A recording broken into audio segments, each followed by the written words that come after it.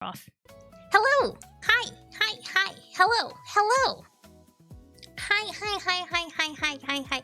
Hi! Hi! Hi! Hi! Hi! Hi! It's a lovely Science friYAY day again. Hello!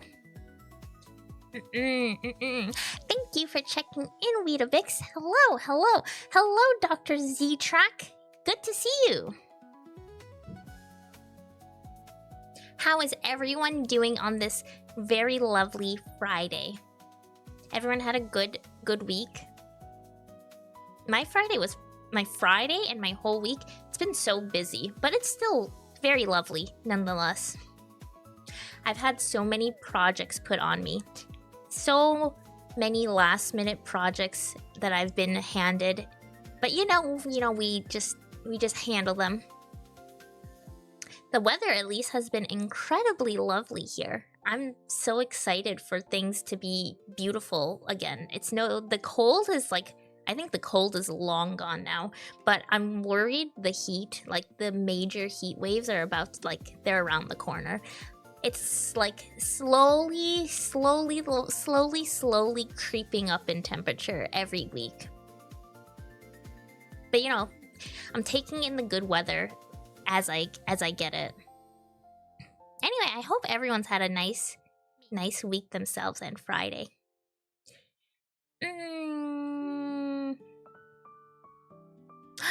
Oh, thank you for the sub, Dr. Z-Track. That's so wonderful. Thank you. Welcome. Okay.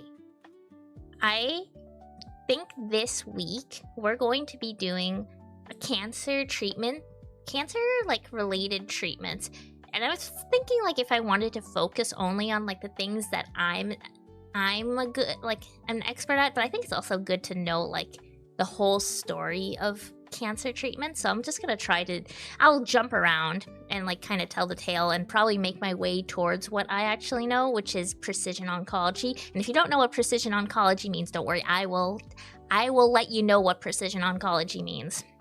I'm enjoying the rain before it goes away for the summer. It was really rainy the last few weeks, a few weeks ago. Nowadays, I think the rain is gone. It's been cloudy and slightly sunny, but I like that. It's been so lovely. I've been going on so many walks. I've been going on so many lunch break walks and maybe taking some more time than I'm supposed to for my lunch break. But that's okay. It's been so crowded also. It's always funny. I think it's hilarious seeing the people come out of basically like hibernation when the weather gets good. All of a sudden, like, everyone's out and about. There's so many people on the streets. There's so many people everywhere. I can't go into places without there being some kind of lineup of some kind. It's great though. I get kind of energized. I get energized seeing people just having a good time and living their life. I'm not excited though when I know deadly hot weather is around the corner. Though I was reading, they're already starting kind of like an initiative to start handing out ACs to people. I don't need one, but I thought that was nice. I just feel like nowadays in so many areas in the world, I just don't think you can really live without an AC. It's like so dangerous. The hot weather and the heat waves are so intense. There's just no way to actually live without AC. I do think though, like, there's probably other issues involved. Finally got one last summer. Oh, that's good. I really wish I could get a proper AC. I still only have like one of those portable ones, the very big clunky ones. It's still good enough. I'm considering I might. Oh, here it comes. What are you gonna get?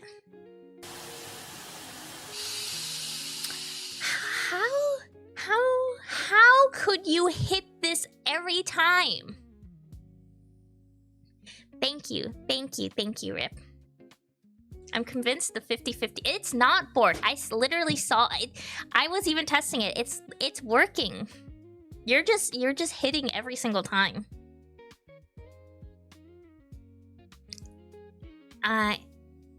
Yeah, I think I have to get another AC soon. At first, I was telling myself that I could drag my AC from the living room that I use it in and then drag it to my bedroom at night when it gets warmer. But I never do that. It's also such a pain to drag it around. So I might consider buying a second one just for the bedroom. Because it's unbearable sleeping in the summer. Hydrate the microbe. I will. Thank you. Using up all that gamble luck on the autoclave. You're passing so many 50-50s, you're definitely gonna win something. Or maybe not. Maybe you might have used up all your luck. Maybe don't gamble. Don't gamble, Rip. Don't gamble!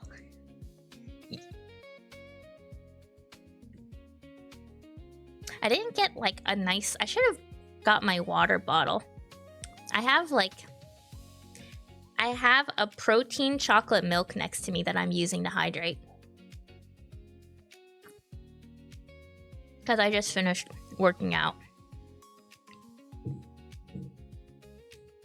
I don't really think it's like an important... I just think it tastes good. It's not really... It's a treat for working out. More like it. Okay.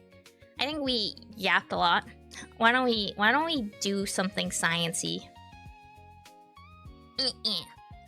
So, we talked last week about how...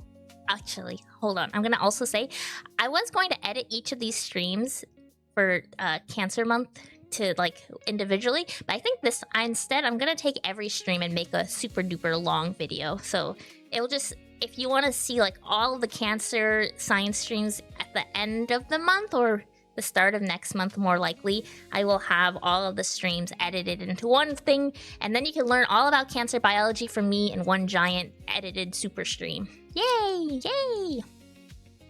Okay, so last week we talked about how cancer does its thing, and now it's more, we want to understand now, what do you do about it? Like, okay, you got cancer, and that's really sucky and sad, but, you know, what can we do?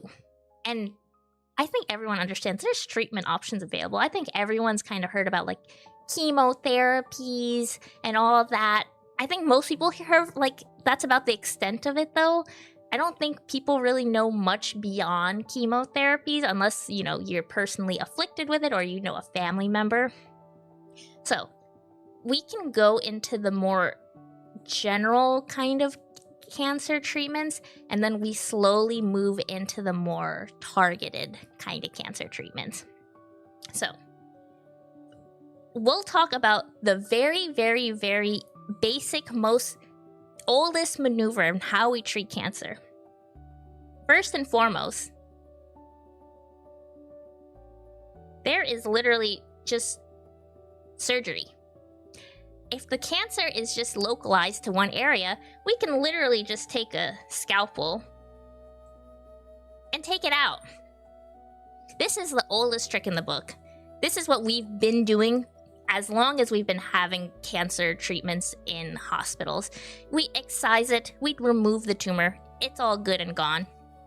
So, but if you remember from our previous lesson, there are problems with this because, you know, this requires that cancer is simply in just one area. And we know that's not always true. They can proliferate, they can metastasize, they can invade tissue. This doesn't always always guarantee that it's going to go away forever. Perhaps there could be remnants of cancer that pop up somewhere else. So this is unfortunately, you know, this can be sometimes the only step. But we have more sophisticated means of measures now to be able to handle the, you know, the what ifs. What if there's more? Autoclave the cancer?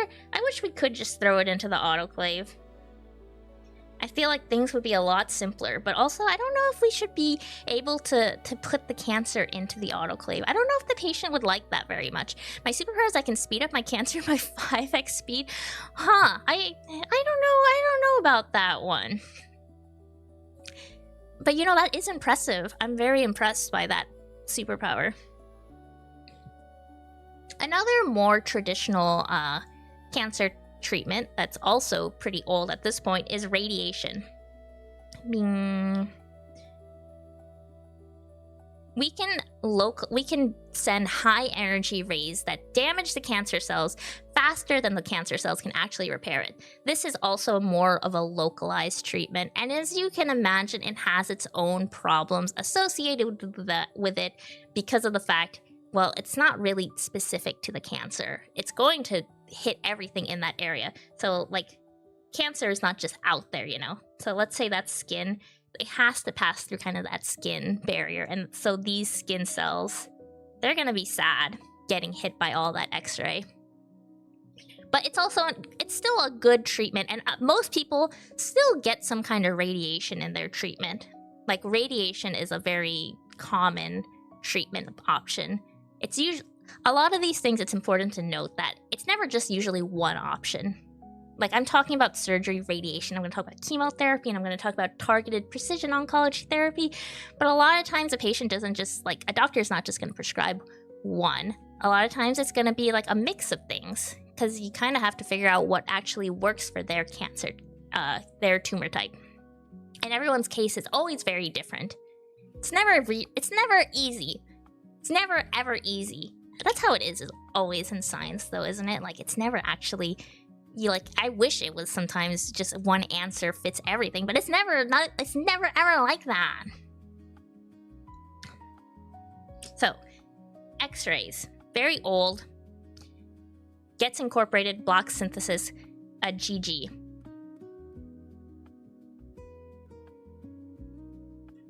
I remember working on a project in a grad school class where you used targeted ultrasound to heat the cancer cells and burn them to a crisp.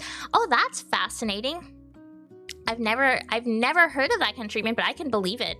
There's a lot of creative ways of localized cancer treatment options, and I think it's like fascinating. It is a great option considering the fact that, you know, we don't have targeted therapies for every single kind of cancer out there. So a lot of times these localized, regional, like localized therapies we kind of need like options. Especially if it doesn't cause issues like, you know, radiation. That's a pretty bad one. It's good. So, in line with that radiation, we have more systemic options that are still have the similar issue of targeting everything that's not cancer. So we have, what's a good way to draw this? I guess like this, like a baggie. Because that's kind of how it's usually administered through IV. So we have this is chemotherapy. I think most people have heard of chemotherapy when it comes to cancer treatment. It's literally one of the most common ways to treat it because of the fact that chemotherapy tries to, kill rapidly dividing cells. And of course, this not only affects cancer, but it can affect normal tissue as well, because we have normal tissue that does divide like rapidly. Stuff like hair, that's why you tend to not see people who are going through chemotherapy. They don't often, they lose their hair because hair is one of those rapidly dividing cells. Our hair's growing real fast, you know? And when it comes to chemotherapy, there's a lot of different options. A lot of them have to do with getting into the DNA and basically making sure cancer cells can no longer do their thing. So what it does is usually it can stop replication. It can block synthesis. All these things make it so how cancer can't do anything. Cancer can't keep going. Cancer can't keep up with this.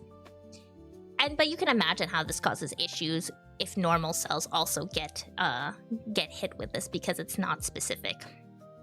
There's not a lot of it's very damaging. It's very hurt, it can hurt a lot of cells. It's also a reason why chemotherapy is so taxing on a person. All these treatments are obviously taxing. They are physically exhausting. You're going through a lot when you get chemotherapy. Usually these patients, they have to go through an IV treatment, a little IV bag, which means their vein, you have to put a tube into their veins and have the medicine slowly drip into their veins to get spread out and distributed to where it needs to go. It's a lot for the body. It's a lot. So,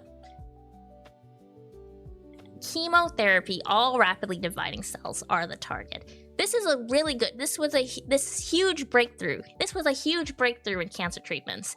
Because you imagine, my goodness, we're targeting the cancer. That's excellent. It's a medicine that's actually doing something to the cancer. We didn't even have to physically do something. We can treat people like this. That's awesome. However, we know that we're thinking there could be something better though, right? There's surely something better out there. We can do better than this. What makes cancer so special? What is cancer? And so using those kind of ideas of going what can differentiate cancer from just actual normal cells? What's the difference? We can't just use rapidly dividing cells because we have normal cells that are rapidly dividing. We have hair follicles, we've got gut lining, we've got bone marrow. Those are all rapidly dividing. So we wanted to increase selectivity. And through that,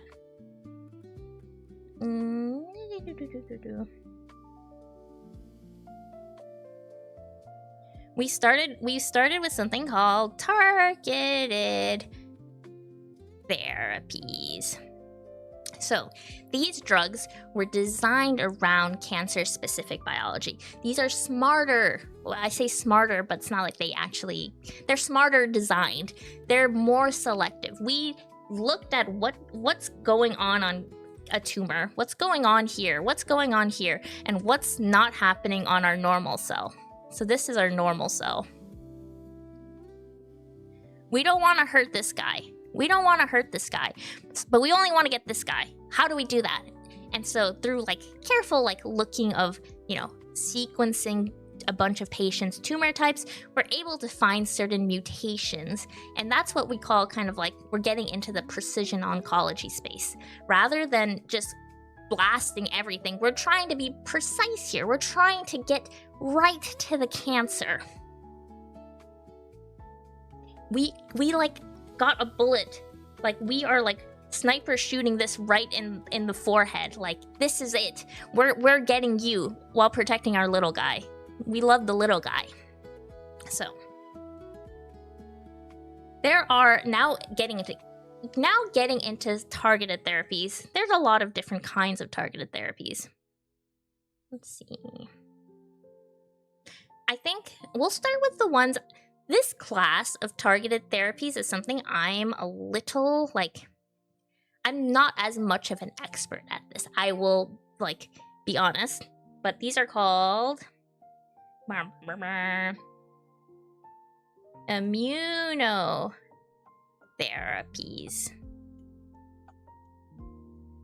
So immunotherapies, if you can surmise based on the name of it, these are utilizing the human immune system.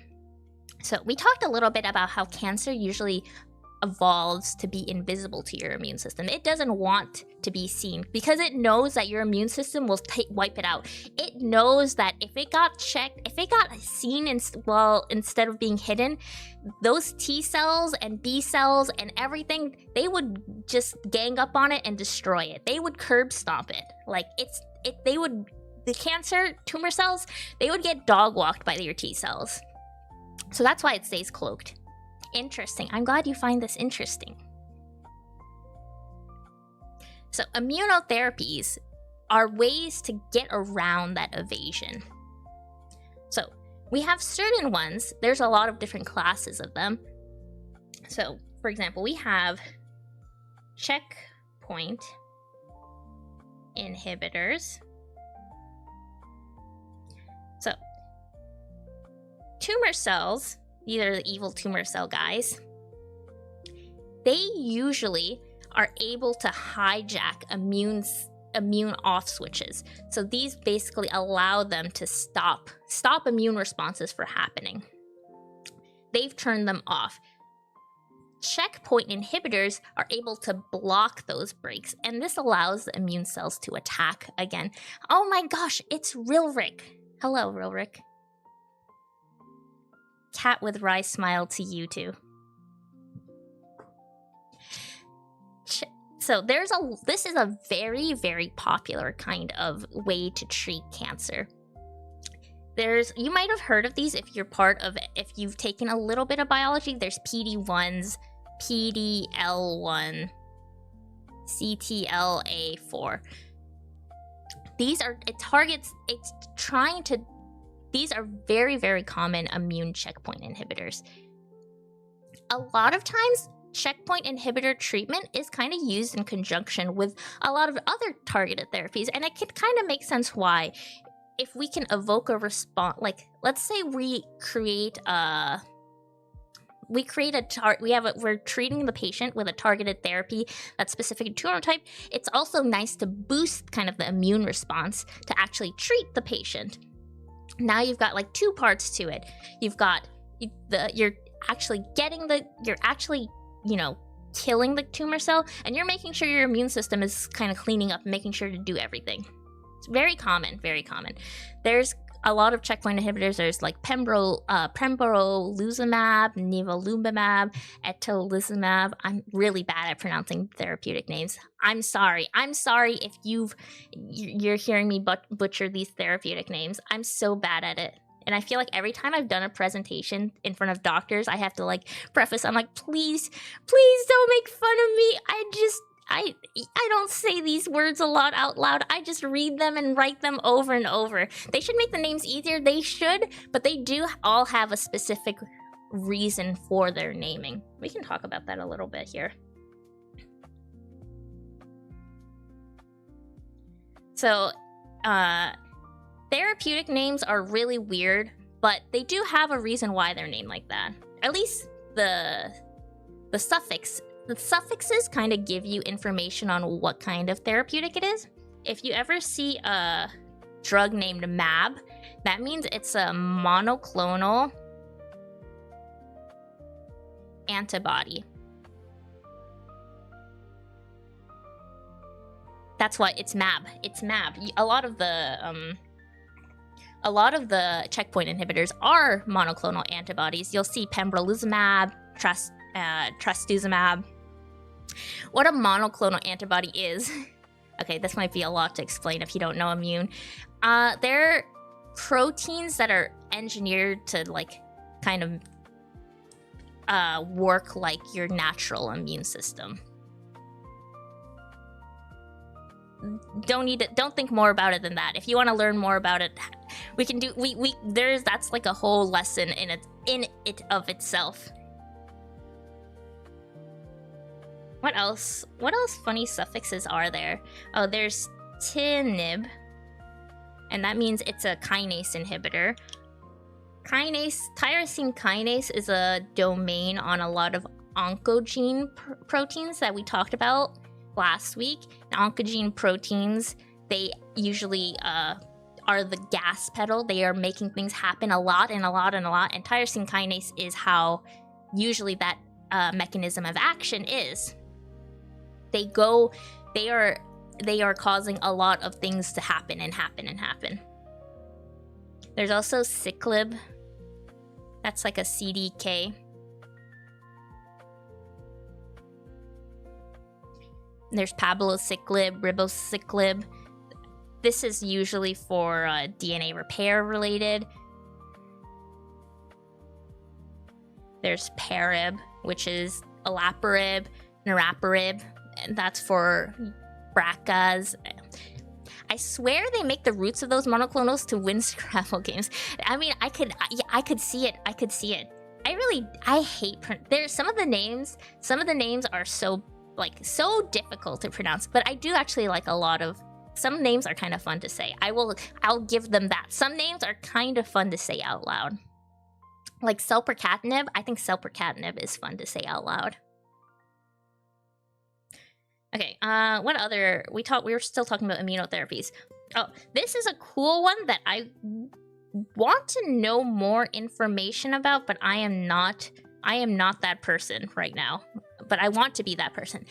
CAR T-cell therapy is kind of like this emerging field of work for immunotherapies. So what they do is take patient T-cells. So they'll take your T-cells if you have the cancer and then engineer them in the lab to recognize the cancer antigens for your tumor type. And then it's infused back in. It's like kind of like a living drug. It's really good for like hematological malignancies, which are blood cancers. Like if your cancer is in the blood, it's liquidy. It's a bit harder. We haven't really seen much effects, I believe, yet in solid tumors, which are tissue-based. I cannot even try to begin to pronounce a CAR T-cell therapy because these names might actually be impossible. Like, I don't think these were meant to ever be said out loud. What? I'm gonna write it out for you guys. I want you guys to try to pronounce how do you pronounce this?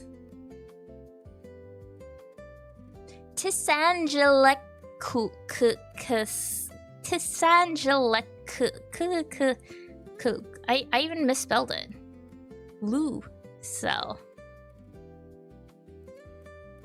T-cells form part of the immune system, right? They do, Dragonite. They do form part of the immune system. So it's another way of taking advantage of the immune system. But this time using your own using your own body's immune system. It's kind of cool. I wish I knew more about these.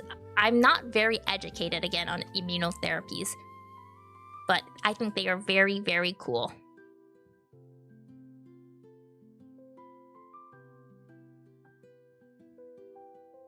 Another very interesting immunotherapy that is getting more steam are cancer vaccines. And now I feel like when most people see this, they think that's incredibly awesome. And I think it's really cool too. It can block the infectious agent that drives certain cancers. It doesn't necessarily target the cancer directly. It kind of more like eliminates upstream causes. We already have, like, some are already out there. Like, you can get the HPV vaccine, and that stops you from getting cervical and head and neck squamous carcinoma. Head and neck squamous cell carcinoma. Yeah, I just had to think about which kind.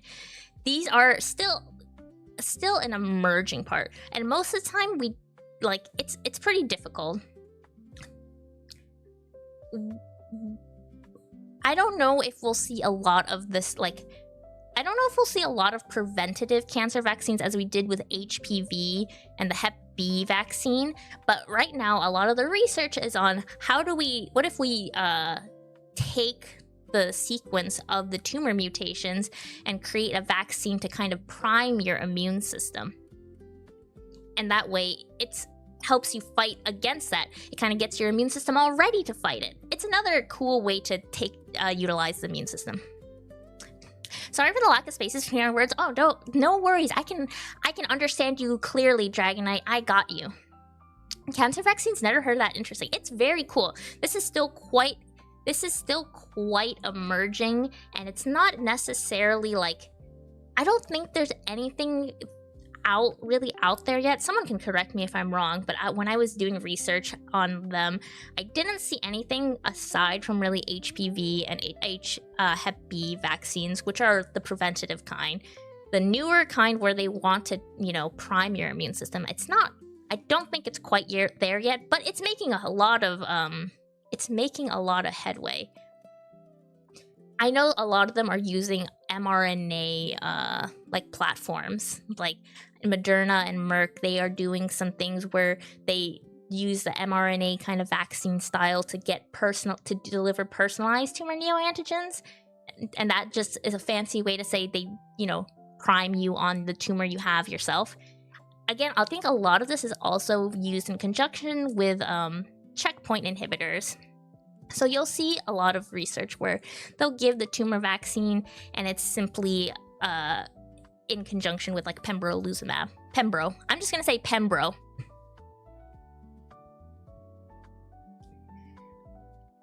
Maybe with the rise of CRISPR, you'll see more of these preventative measures. Perhaps. I think it will be very cool.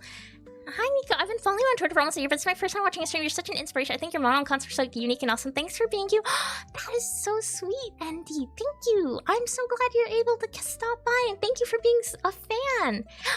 That's so nice. Thank you for following. Oh, hi, Rip.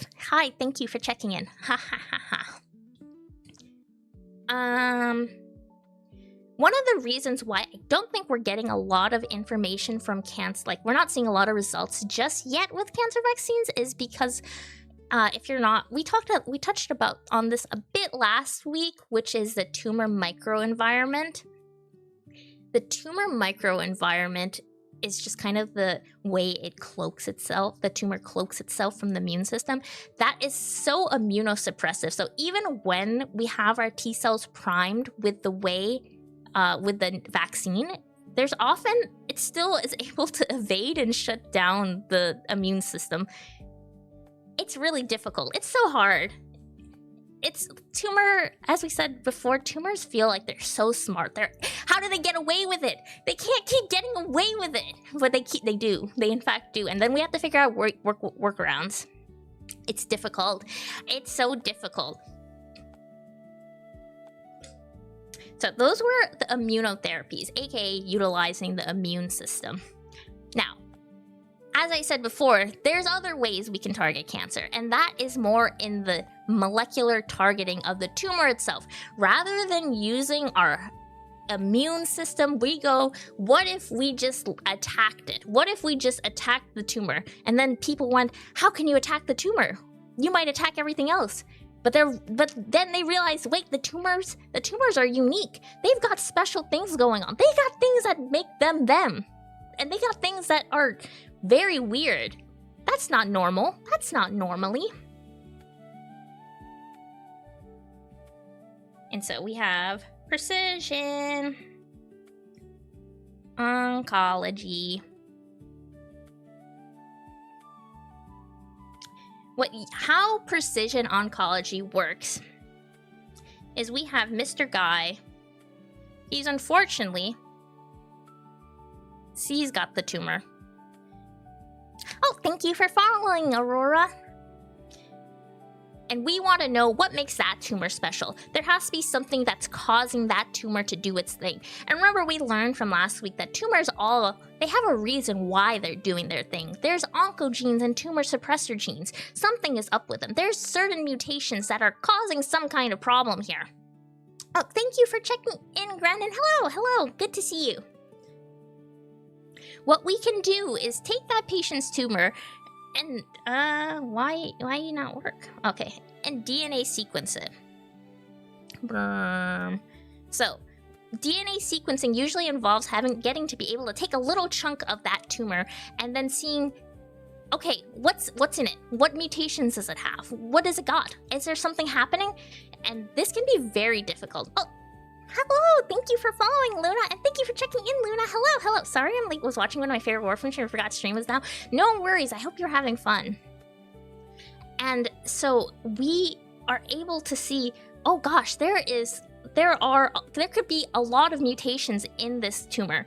Sometimes there are a ton of mutations. Sometimes they've got lists and lists of mutations, and then it can be a challenge of figuring out, oh gosh, what exactly is causing all this? Because oftentimes, sometimes there is like one star. Like if you saw like a giant list of mutations, and then oh wait, there's a KRAS. There's a KRAS G12C mutation. The doctor or clinician would likely be like, oh gosh, that's probably it. That's probably it. There's some big boys, but sometimes that's maybe not always the case. It can be more difficult. However, with the big boys, we have developed certain therapeutics that hone in specifically on those mutations. So if they sequenced the tumor and saw some of these big boy mutations, they can go, we got you. We can eliminate you. We can handle you. We've got the treatment specific for this. The bonk. Thank you for the bonk. Thank you. I'm also cuddling with my dog in the living room while watching Bones rerun. Aw, that sounds fun. That's so lovely. That sounds like a lovely Friday.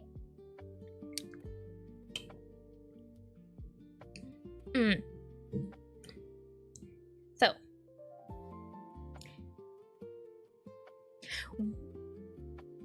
You never say thank you when I bonk you. Maybe,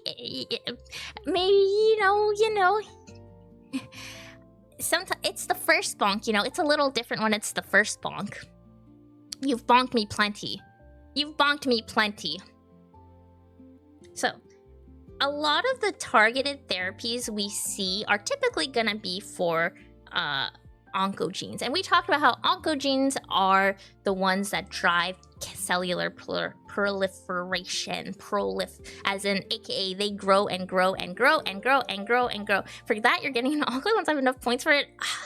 It's just, of course I get one. But that's okay. I like the autoclave because, it means you guys care. Hi, Joseph. It's good to see you. So, some of the big boy players that we have are EGFR, BRAF, ALK, ROS1, RET. I didn't list all of them, so I'm just thinking in the back of my brain all the things I remember seeing. Yeah. I think those are the biggest big boys. Is this a class? It's kind of like a class and also just me yapping. I'm happy to answer any questions, and also I'm also happy to just yap about whatever. I'm just like teaching you guys. Does taking a sample of the tumor pose any risk of becoming more dangerous or agitated? No, it does not. It's very normal to take just a little snippet. There are actually cases of patients. It's funny because someone actually told me about this. Like they replied to me. I think it was Ichiro. Yeah, Ichiro, if he's still here. But yeah, he actually added me with a case like this. Sometimes there's been cases where, you know, if they take a biopsy of a tumor cell, it actually can cause like this outburst of tumor samples to go into like into the patient, and that actually activates a bit of an immune response and causes remission, aka like treatment of the cancer just through purely the immune system. Don't let her divide autoclaver. No, but I like dividing. I like dividing. Hi, Beppo. Hi, good to see you. What do those letters mean? These letters are genes. These are, I can't count, so I'm counting. These are 6 different genes. EGFR, BRAF, ALK, ROS1, RET, and KRAS. These are known oncogenes. And unfortunately, if you missed that lesson, I can give you like a little primer on it. It's basically when these genes have problems, they cause big issues on how they're supposed to function, and then they promote cancer from forming. No dividing or being confined to your petri dish, you're not allowed in the outside world, but I like the outside world. I think the outside world likes me, right? Don't you guys like me? These genes have a lot of different therapeutics associated with it because they're one of the most commonly mutated in so many different cancer types. For example, EGFR has erlotinib, osimertinib, BRAF has dabrafenib, ALK has crizotinib and alectinib, ROS1 also has the same things, and then RET has selpercatinib and pralsetinib, KRAS has sotorasib and adagrasib. The reason why these are able to be targeted is because there's often a way scientists and researchers kind of like look at the mutated form of the protein and they go, what can we do to make it stop doing that? And that usually involves some way of like physically inhibiting the function. Sometimes it involves, you know, just completely trying to stop the function. It's very it takes a long time. It takes a long time to figure out this kind of science. And there's probably, you know, it would be great if for every single mutation we know that is very bad, we could do something like this. But unfortunately, it's so hard to figure out how to develop therapeutics that target these mutations. It's kind of like, you kind of have to, unfortunately, like, we have these ones specifically because they're the most mutated. It'd be nice eventually if everyone, like, if every mutation there's a way to target them, but we just don't have that. We don't have those capabilities. Estimate, like, can you estimate like having problems, like estimate like creating a therapeutic for them? I mean, there's a lot of research to that kind of estimates how a therapeutic would respond, but because therapeutics require so much testing, like, you have to remember, you have to show off, you have to first get a grant, because research costs a lot of money, unfortunately, and you have to show that this drug had some kind of response in cells or animals, and then you go, okay, what if it didn't? And then now you can't move on to the next stage. But if it shows that it has good response in like cells and animals, then maybe you can start moving on to the next stage with this clinical trial testing with actual humans that have these mutations and these cancers. And then you have to show, like, oh, did it respond there? And a lot of times, unfortunately, things don't actually respond. What are therapeutics? Those are like the medicine. It's the medicine, the drug to treat cancer or whatever ailment or disease. I remember when imatinib was one of the first ones discovered. Yeah, it's been a long time coming now since imatinib. We've gone so far. And I've only been talking about specific kinase inhibitors. These are things to stop the oncogene function at like the most basic level, which is stop growing. Yes, I've heard of that. They use placebos in clinical trials, right? Depends. There are a lot of different kind of clinical trials. I can talk a bit about it. It's not my field of expertise, but I've read enough clinical trial reports now at this point that I kind of have seen a lot. There are clinical trials for different cancer therapeutics that sometimes they test with a placebo, sometimes they test with compared to the standard, like the old standard, to say like, hey, our drug is a lot better than what you guys are giving out right now. Sometimes they only test, I've seen single arm tests too, where they only test with that drug, and just because the cancer type and the mutation might be very rare and there's not a lot of patients, like if you only have 1 or 2 patients, you can't really, like, you can't really have a placebo. And this is often the case for something rare. And rare mutations and cancer types, they will have different requirements, you know? Like, they're a little bit more lenient because they know that this is something uncommon, and these people, despite it being uncommon, these people, it would still be very nice to have something for them. Have you heard of NAMs, the new approach methodologies? There's a big push where using things like organoids to model organs like the eyes to look at development of diseases to help reduce use of animals. I have heard of that. I've actually wanted to talk a bit about that in a future stream or a video. I think it's pretty fascinating. I won't get too much into it, but I think there are issues with animal models in a lot of cases. Especially, I've talked a bit about my grad school project. I worked with fat old mice when I was in my PhD program, and I always questioned if the fat old mice would even truly recapitulate what happens in an old man. Like, I didn't know if anything I was doing would really transfer over to human knowledge. And it was really hard to even, like, I asked experts, and they were pretty unsure themselves. And so then I was like, I think there should be more consideration of whether your animal mouse model is actually good. So I feel like sometimes we just go to animal models because that's the point. Like, that's kind of like the natural flow of things. You go from a cell to an animal model of some kind. Drugs can treat cancer. The only stuff I know is using radioactive stuff to target cancers. Yes, there's drugs that treat cancers. We've gone a long way from just radioactivity. We can now target cancers directly with certain drugs. Of course, it's only certain cancers. Not every cancer, unfortunately, has that.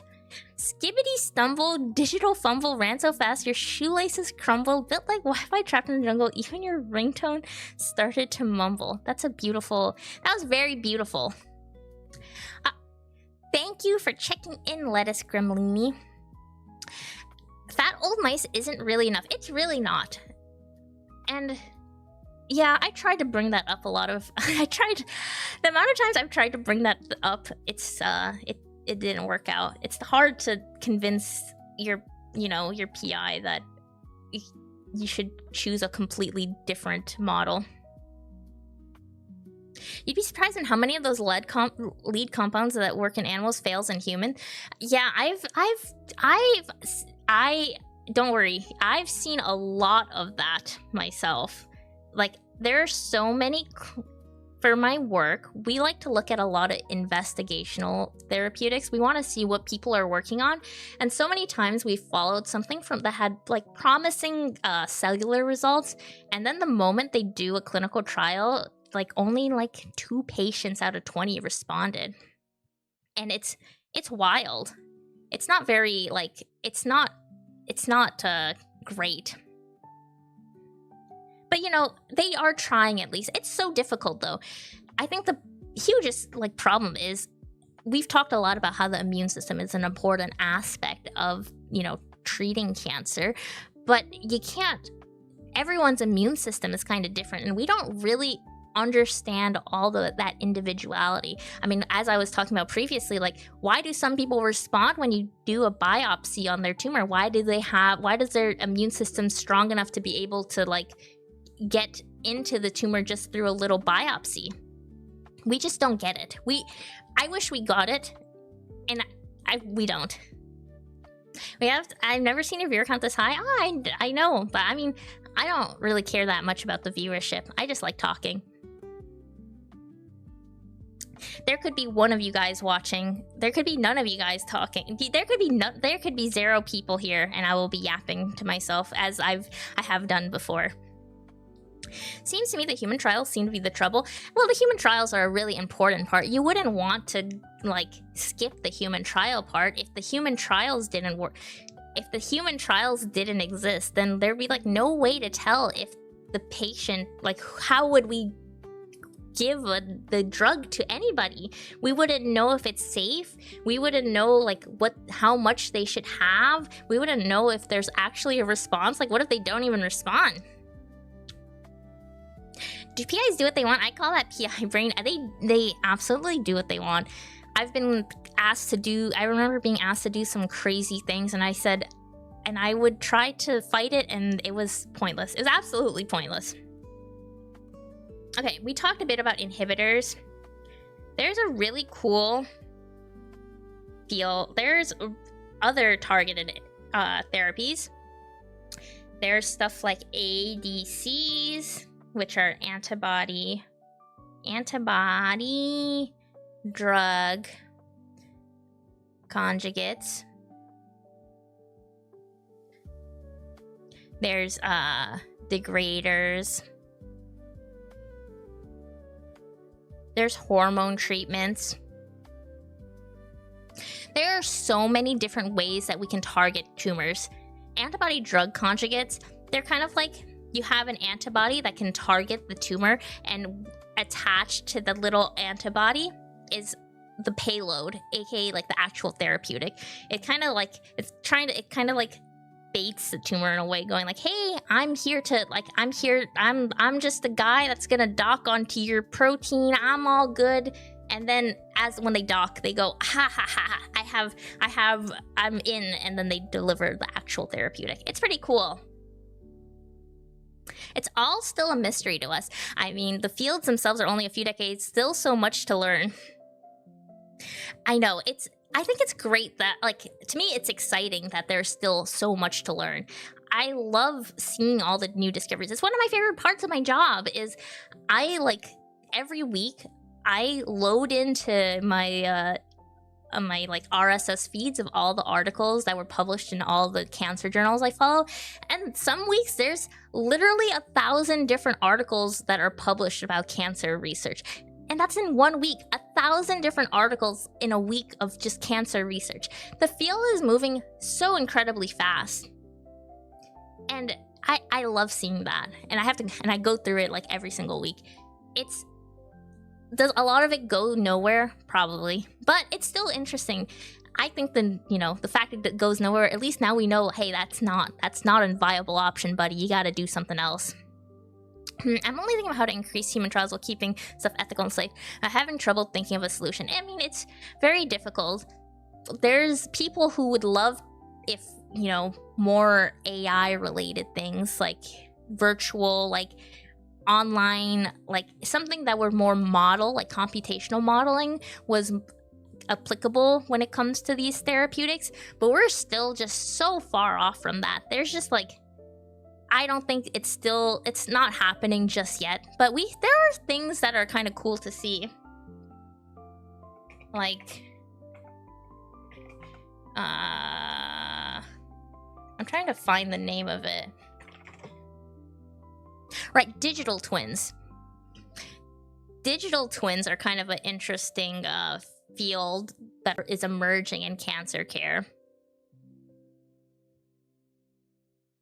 But it's still so far off being able to mathematically model a patient completely and seeing how a treatment works for them and seeing if that actually works.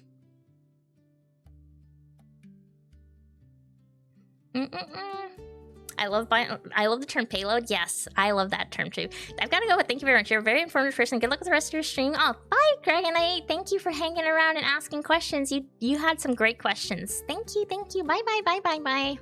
Are you more on the treatment side or mechanism side? I'm more on the treatment side when it comes to the information I'm relaying. Though lately I've been more on the mechanistic side. Turns out, now that my work is going more into the unknown, like clinicians are getting much more much more advanced when it comes to the sequencing technology. They're able to get a lot more information than DNA sequencing nowadays. They can look at, there's like proteomics, there's transcriptomics. They're able to look at way more information.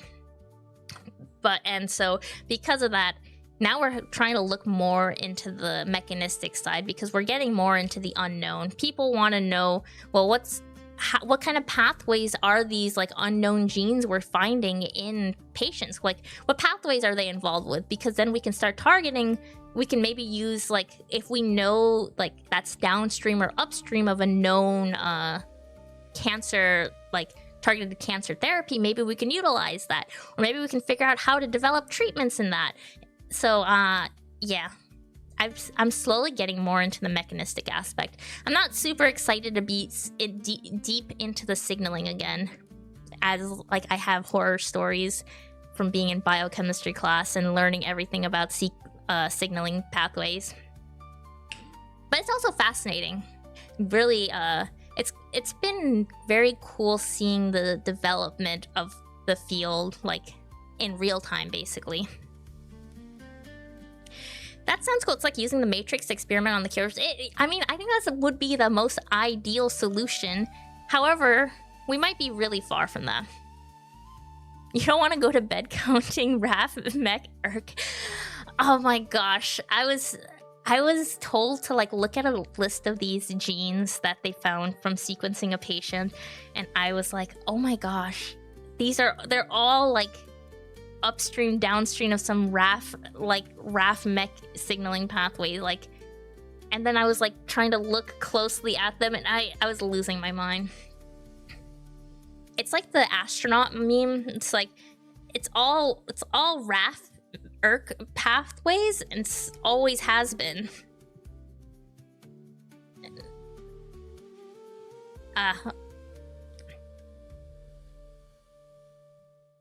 Signaling pathways are insane. I'd rather look at metabolic map and interpret that instead.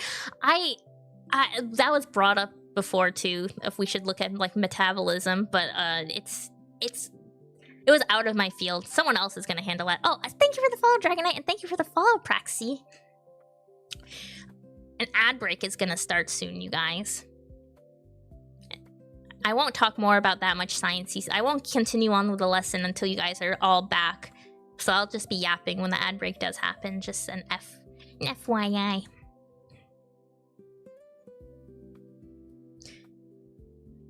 See you when we come back. Yes, I'll see you guys. I'll see you guys when you come back. I should drink more of my protein chocolate milk.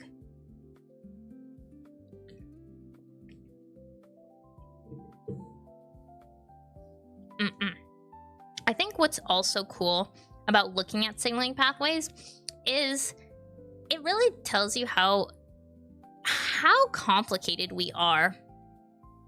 And it's like no wonder that we don't really have a great computational or mathematical modeling of all the immune system, like, of a human. Like, if we could do that, I feel like that'd be insane. But when I looked at like Reactome, which is a huge database of a bunch of different signaling pathways, I just am floored that I can put in a list of, like, I want to say take a look at what pathways are these 20 or so genes involved with, and it gives me like it tells me 1,000 different pathways, and I'm like, oh, okay, thank you. This is why I'm glad I'm subscribed to that, and you don't even when you get cancer cherries, I don't get ads. Yay. I almost have another payout from Twitch soon. I didn't say this, but the payout I get this month, I will match it because it's Cancer Research Month. And so that will go, we'll probably give like $100. Pretty fun. Humans are confusing. Humans are confusing, Joseph. You got that right. And it's not just for like, it's not even just like in a physical way. It's confusing in all kinds of ways. Humans are just little balls of meat, but you think, and balls of meat and water, and somehow we're the most confusing things.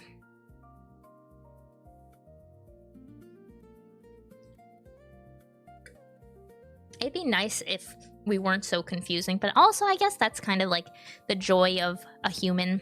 We're so confusing. Isn't that kind of beautiful? And then it makes finding out why, like when we start to figure out why things work the way they do in a human, isn't that fun? It's kind of nice.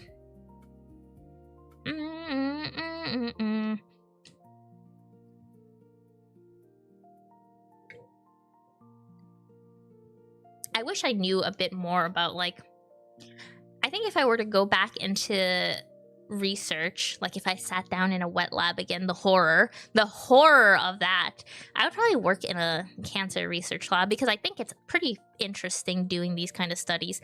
It is a lot of Western blots, though. How many times have I opened up a cancer research paper and it's just, here's a Western blot and here's proteins and here's that's it.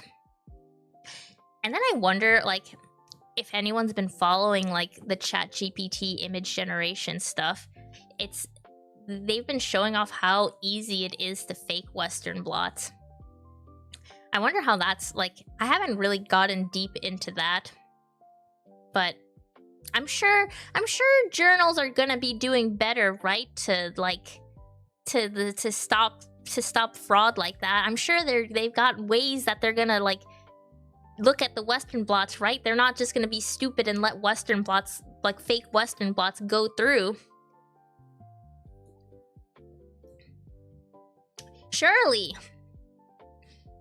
Western blot S tier, something about Western blots kind of take me off. I like them, but then I also didn't like them.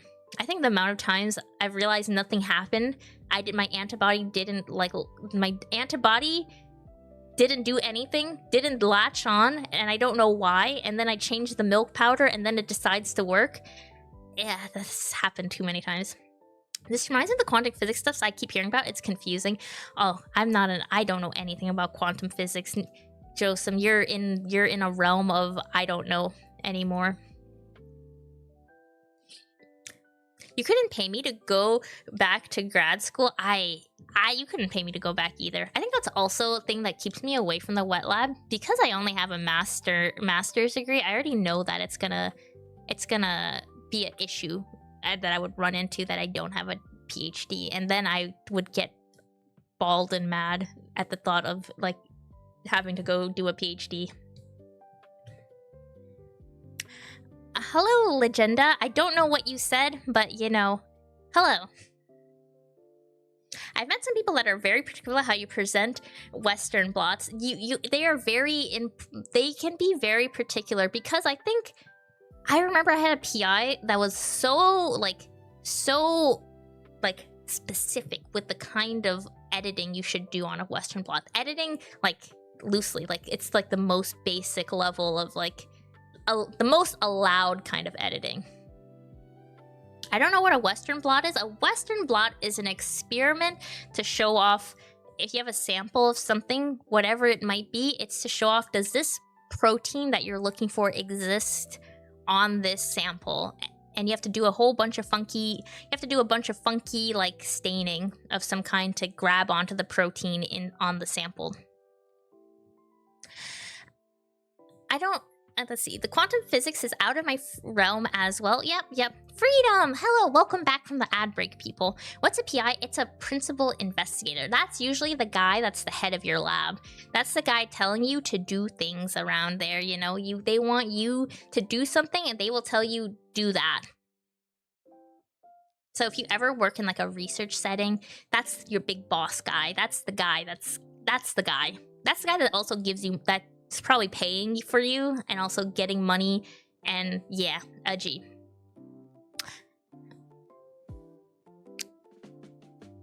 Legenda, you know, I can't understand what you're saying, and you know, I would appreciate, I'm sure, I hope you're saying very nice things, but you know, I can only read English, so you know, it'd be good. Sorry, darling, no problem. Love you. Thank you. I thought private investigator, principal investigator, same thing. They're kind of the same, you know. They are investigating a problem. One just costs maybe a lot more money. Okay, so we talked about these different kinds of targeted therapies. And what's good to know is specifically what kind of mutations are they actually looking for in a tumor. So let's say this is a tumor. He's a bad boy. So let's say Mr. Guy has this protein on him. Sometimes we're looking for a specific mutation on that. Sometimes like it's mutated in a certain way, and that is how a therapeutic will grab onto it. Sometimes it can just be missing a whole chunk, like as in that protein is just deleted and that doesn't exist anymore. But now we just take advantage of the fact that that spot does not, like, we take advantage of that missing part. Maybe he's not bad, just misunderstood. You know, you're getting into some philosophical territory here, Drunk Donuts. Some people might argue, like, tumors aren't doing anything bad. They're just doing what they need to do. They're just trying to live. And so, you know, perhaps they're not that bad. They cause a lot of harm to humans, but they just want to do their own. They also want to, like, they're just doing what they're programmed to do, which is grow and grow and grow and grow and grow. Are polyps and warts a tumor? Not exactly.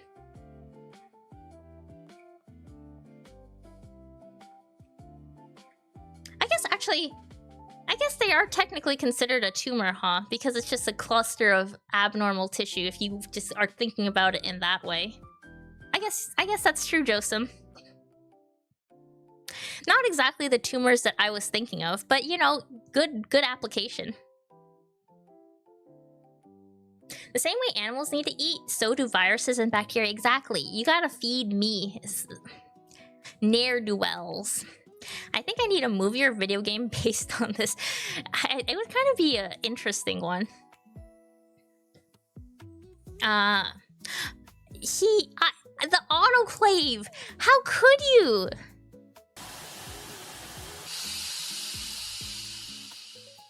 You missed. Yeah, missed. Ha ha ha ha ha. Okay. Hee hee ha ha ha hee hee hee hee hee. What else mutations are there, guys? I forgot what other things happen in a cancer. Oh, there can be amplifications. That means there's a lot of the guy. All of a sudden, there's so many of these guys, and so we target the fact there's so many of the guys, so many of the proteins. It's all super specific to the type of gene and mutation that's happening on a tumor. And what gets difficult is, like, you know, a lot of these tumors, these are specific to the tumor. So something that works on, like, let's say non-small cell lung cancer, it won't work in something like colorectal cancer. So that's what that does. Yes, if you want to autoclave me and gamble if you got me or not, if you successfully steamed me away from existence for a few seconds, you should autoclave me. But I will live. Don't worry. Even when you get me, I still live.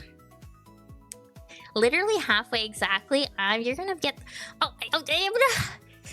Okay.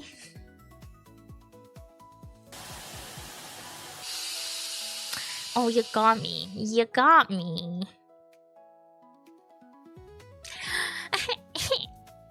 But I'm back. Yippee! Yippee, you got me! Yeah, these are usually specific to the type of cancer type. He halted the spread just for now. There are, you know, if let's say, like, we know that a certain mutation can be treated with a specific drug, and then you can, like, it works in this, like, lung cancer. Sometimes clinicians will prescribe a patient who has a different cancer type with that drug if they have that mutation, because there possibly could be an effect. If that's the only option, it's sometimes good to, like, take a, like, kind of just do something for the patient if they don't have any other options. Cancers are not the same. Yes, does that have something to do with the cells they originated from before they mutated? Cancers are not the same. There's a lot of reasons why they're not the same. There's parts of the reason why, like, yes, it has to do with the tissue type that they're in. A lot of, like, the tissue it started from is always going to be a little bit different. So, like, if your tumor and cancer is in the lungs, that tissue is really different than something that's in your pancreas, for example. Very different than what's in your breast. Sometimes these things can be very complicated. How should I say this?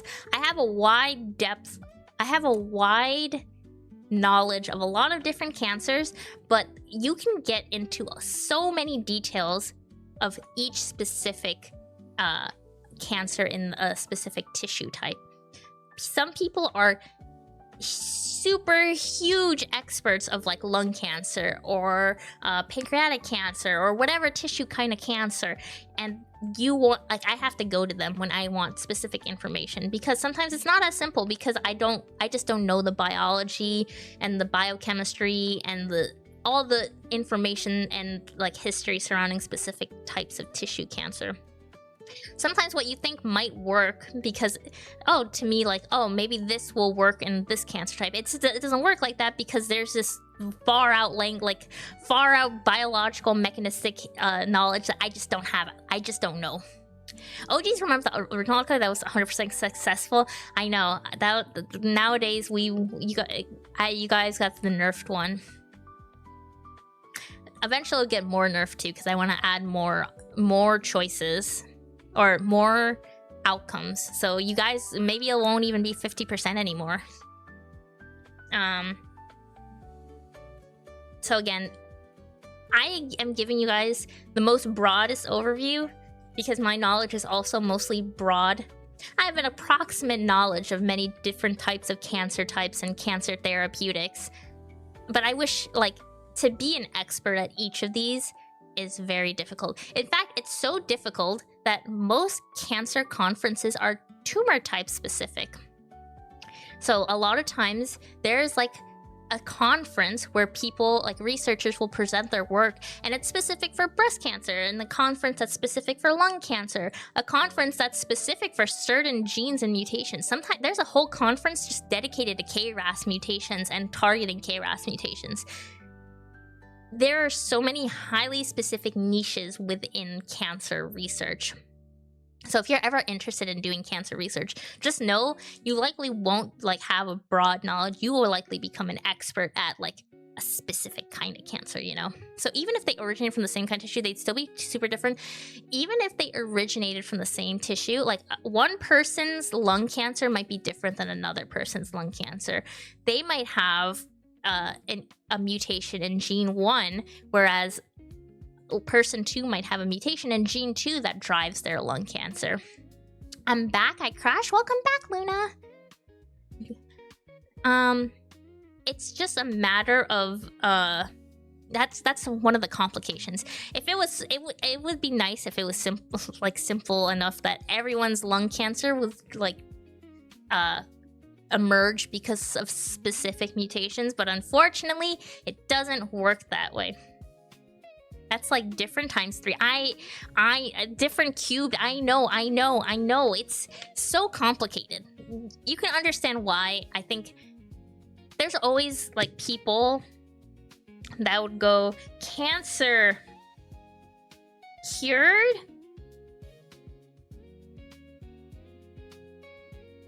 And like, you see a lot of people wanting that, where there's just this like generic cancer cure, like cancer is cured for everyone, cancer is finished, cancer is done for, and that I don't think that's really gonna happen. It's difficult to make therapeutics that are more broadly applicable across a wide. It's difficult to imagine a single cure for cancer using current. Cancer is really a family related to its own. Cures will happen on the research into body morphology reprogramming. Exactly. That's what I was actually getting at. You kind of like read my mind.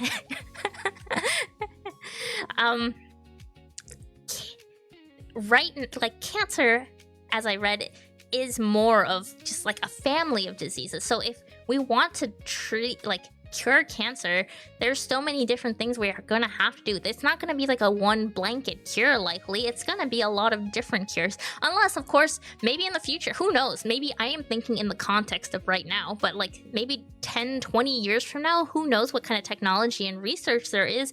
Maybe we find something that like completely zaps away everything.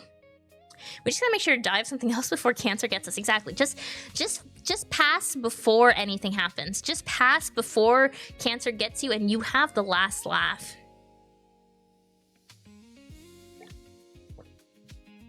I think as we get more research, and things are moving they're moving fast-ish, as fast as research can move, considering how slow, you know, like anything regarding human treatment is.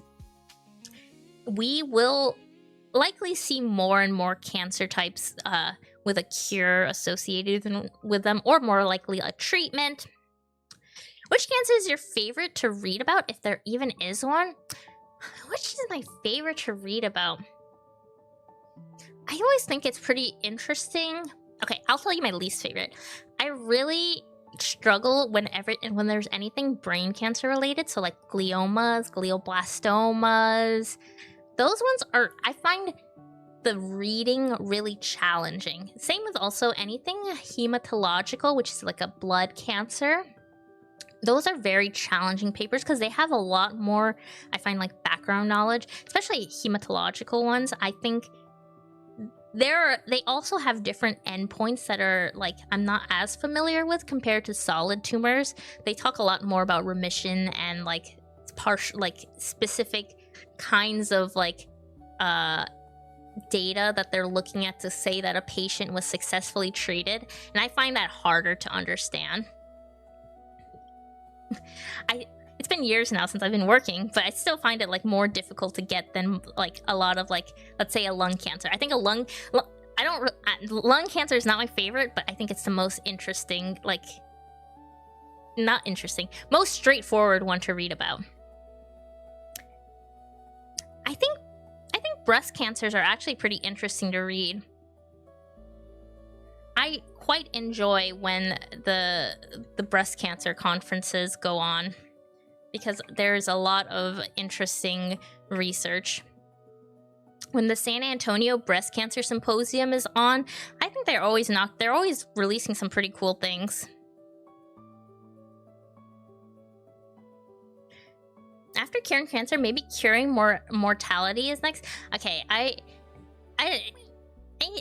curious about that. Oh, it's Rip. Thank you for the sub. Thank you. 14 months. My goodness, 14 months. Things are moving relatively quickly. Excited to see how different types, variety of PROTACs and kinase inhibitors fare in clinical trials. There are a lot of interesting PROTACs. The degraders are very cool. There was recently a degrader was just FDA approved, I think, right? Vepdegestrant, something like that.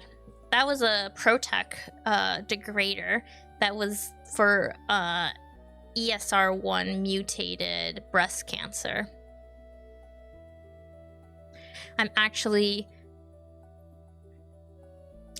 I was actually upset at them because they kept it so vague. I hate when they just say ESR1. When the FDA approvals just say mutated, but they don't give specific information on what kind of mutations they're targeting, when I know that they're not targeting all ESR1 mutations, pisses me off.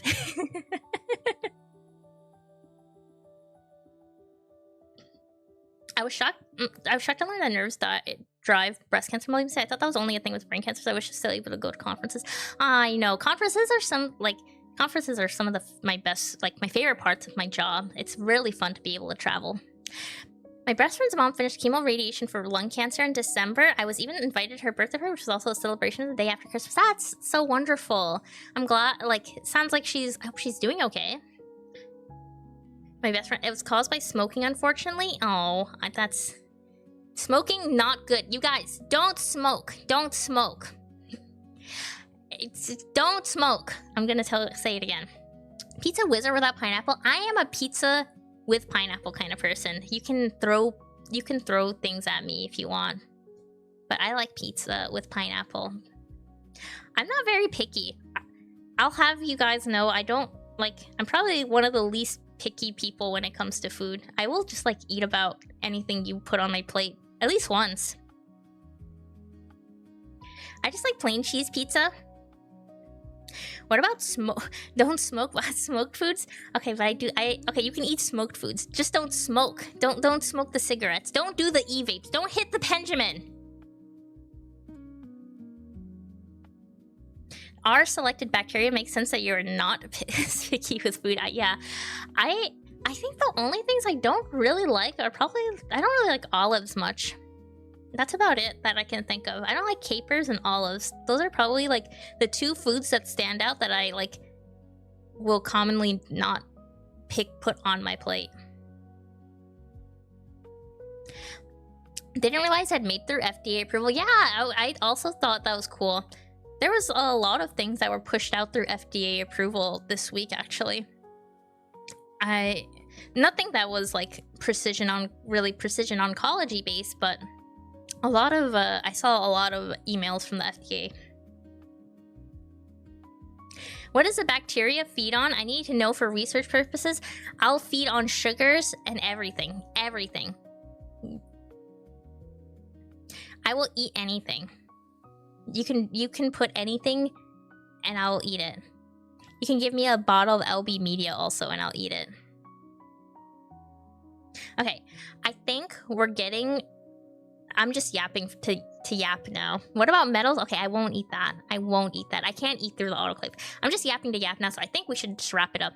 So, cancer treatments, a lot of different ways to treat cancer. Lots of research happening still to treat cancer. So many things. I have a short coming out tomorrow that is like 2 minutes of me talking about different KRAS and talking about KRAS inhibitors and how it was an undruggable protein that went to be druggable. So, you know, if you can check that out tomorrow when it releases in the afternoon. If you are interested in learning more about KRAS inhibitors, I'd like to do some more. I might release some more shorts about some interesting therapeutics, but I will, you know, you can let me know. You can also like message in Discord, on Twitter, DM me, mail me a letter, write in the sky if you want to learn about any specific like cancer therapeutics, or if you have any interesting questions about cancer. This is a month of cancer research, so I will be doing anything. Everything I've done so far has been some kind of request from the community. So, you know, if you're interested in seeing something, you let me know.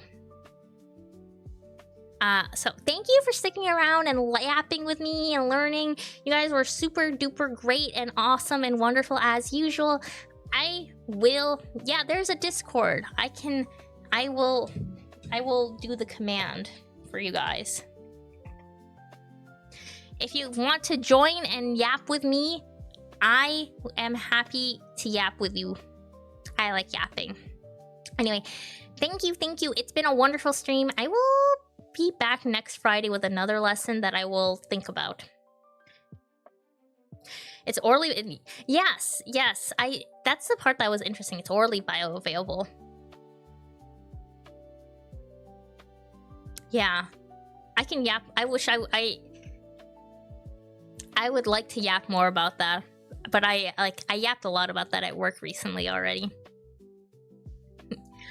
But yeah, I will see you guys likely next Friday. Hopefully, maybe more streams aside from that, but I don't know. We'll see. Goodbye, Gren. Goodbye. Thank you guys. Bye.